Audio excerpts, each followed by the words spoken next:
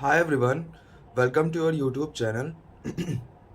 JEE mains का जो ही बच्चे एग्जामिनेशन दिए हुए हैं उनके लिए काफ़ी इंपॉर्टेंट वीडियो है। साथ ही साथ में जो बच्चे आइजर के लिए अप्लाई कर रहे हैं, नेक्स्ट के लिए फॉर्म के लिए अप्लाई कर रहे हैं, उनके लिए मस्ट इंपॉर्टेंट वीडियो है। बच्चे मतलब काफ़ी सारे बच्चों का कमेंट आया हुआ है कई का सारी चीज़ें वीडियोस का लेकर के। वो सारी वीडियोस आपको मिलेंगी, उसके लिए परेशान मत हो आप लोग। कट ऑफ्स के रिलेटेड वीडियोस मिलेंगी, सब कुछ आपको वीडियो प्रोवाइड होंगी, उसके लिए आप परेशान बिल्कुल मत होना।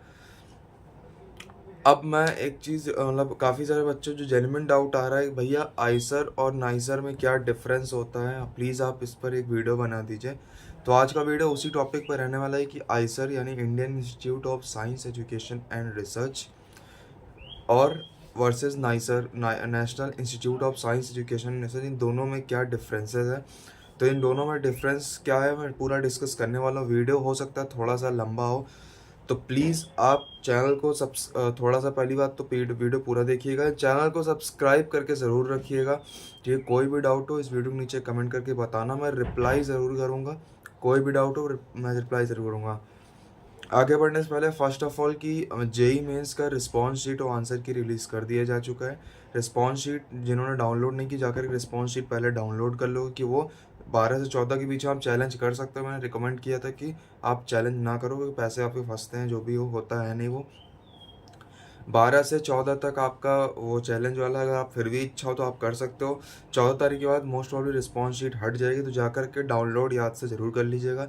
आंसर की आपका आ चुका है, वो भी जाकर देख लेना। उसके बाद फाइनल आंसर किया आएगा, उसके बाद मैं बताता हूँ क्या क्या प्रोसेस होता है।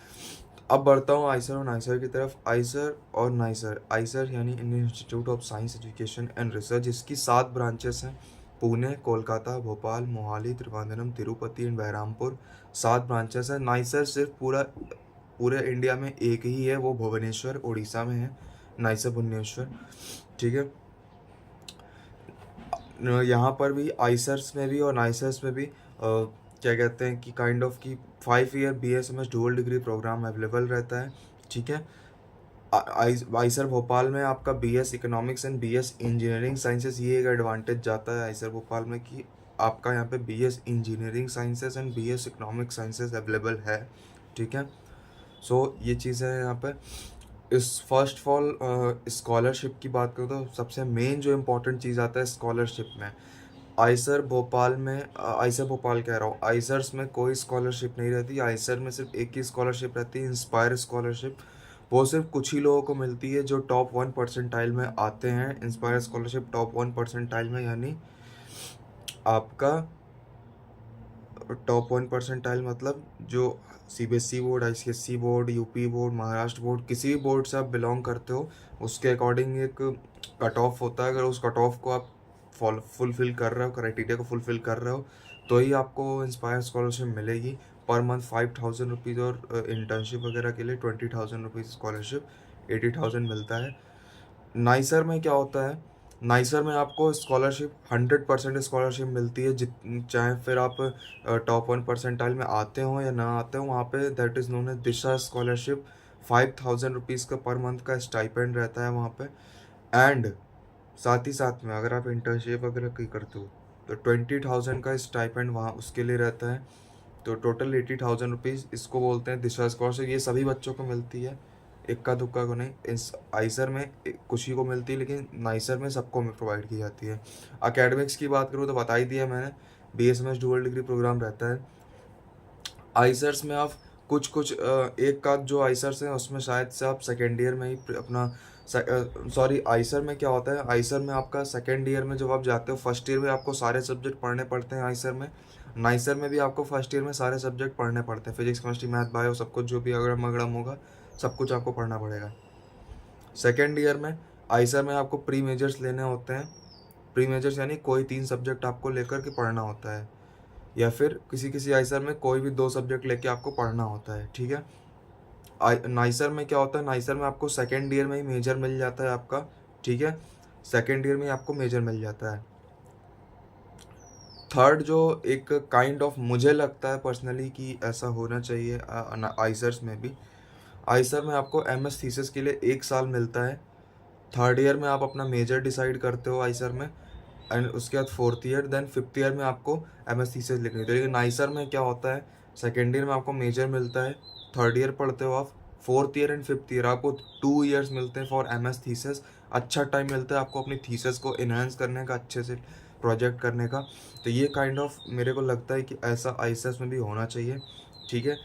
तो पता नहीं, मेरे लगने से कुछ होता नहीं है, लेकिन फिर भी मेरा मेरा जो पर्सनल ओपिनियन मैं आपको बता रहा हूँ।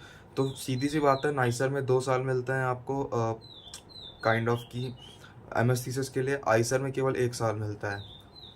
आइसर से आप डायरेक्ट बाबा एटॉमिक रिसर्च सेंटर में अप्लाई नहीं कर सकते हो, इसके लिए आपको रिटन एग्जाम प्लस इंटरव्यू देना पड़ेगा। नाइसर से आप डायरेक्ट बाबा एटॉमिक रिसर्च सेंटर में अप्लाई कर सकते हो on the basis of your interview and marks, CGPA criteria. 7 7.5 के ऊपर आपका CGPA क्राइटेरिया है, आप एलिजिबल हो बार्क में इंटरव्यू के लिए, तो आप वहाँ से जा सकते हो, ठीक है। और काफ़ी दोनों कॉलेजेस, मतलब मैं किसी भी कॉलेज को मतलब अगर कोई लोग देख रहे हैं, तो कोई अथॉरिटी अगर इन केस देख रही है मेरी वीडियो को, तो किसी भी कॉलेज को डिमोरलाइज करना कि ये कॉलेज ख़राब है, ये कॉलेज गंदा है, वो एम नहीं है मेरा। एम जो होप सो आप समझ गए होगे, मतलब जो डिफरेंस है वो आपको बता रहा हूँ मैं। एकेडमिक्स मैंने बता दिया, स्कॉलरशिप्स मैंने बता दिया। आई थिंक ये जो 2 मेन इंपॉर्टेंट चीज़ें होती हैं। इंफ्रास्ट्रक्चर्स की बात करें तो दोनों ही कॉलेजेस में फैसिलिटीज़ अच्छी प्रोवाइड करी जाती है, labs, library, computer, internet facility and etcetera etcetera. सब सारी फैसिलिटी आपको दोनों ही इंस्टीट्यूट में, फिर चाहे वो आइसर्स हो या फिर नाइसर हो, दोनों ही इंस्टीट्यूट में अच्छी फैसिलिटी प्रोवाइड करी जाती है। फैकल्टीज़ की बात करूँ तो दोनों ही कॉलेज में फैकल्टीज़ अच्छे खासे हैं, मतलब अच्छे फैकल्टीज़ हैं। आपको टॉप 1 इंडिया के नंबर 1 फैकल्टीज़ आपको पढ़ाते हैं, मतलब वेल काइंड ऑफ बोल सकते हो, अच्छे फैकल्टीज़ आपको पढ़ाते हैं। इसमें इन दोनों में कोई डिफरेंस करने की बात नहीं है, अच्छा कॉलेजेस हैं दोनों। लेकिन कुछ चीज़ें थी जो इनको डिफरेंस बनाती हैं, जैसे आपका बार्क हो गया, जो नाइसर से आप डायरेक्ट जा सकते हो, आइसर से आप नहीं जा सकते डायरेक्ट। स्कॉलरशिप हो गया जो डिफरेंस करता है, एकेडमिक्स हो गया जो डिफरेंस करता है, ठीक है। अगर मेरा पर्सनल रिकमेंडेशन रहेगा, मेरे टाइम पे क्या था कि मेरे को नेस्ट के बारे में इतना, मतलब नेक्स्ट के बारे में मेरे को पता था, लेकिन जब तक मैं फॉर्म भरता तब तक उसका डेडलाइन निकल चुका था। तो अगर कोई बच्चा देख रहा है, अगर उसको स्कॉलरशिप चाहिए या फिर डायरेक्ट बार्क, स्पेशली फॉर अगर बाबा एटॉमिक रिसर्च सेंटर में जाना है, किसी का मोटिव है मेरे को बार्क में ही जाना है, तो मेरा पर्सनल रिकमेंडेशन रहेगा आप नाइसर को प्रेफर करो, ठीक है। किसी को इंजीनियरिंग में जाना है या फिर इकोनॉमिक्स में जाना है, तो आप आइसर भोपाल को प्रेफर कर सकते हो, कि वही एक इकलौता आइसर है जहाँ पे इंजीनियरिंग और इकोनॉमिक साइंस अवेलेबल है, बाकी वो किसी आइसर में अवेलेबल नहीं है। होप सो ये वीडियो आपको समझ में आ गया हो। किसी भी कॉलेज को डिमोरलाइज करना या फिर किसी भी कॉलेज को गंदा बताना, ख़राब बताना मेरा एम नहीं था।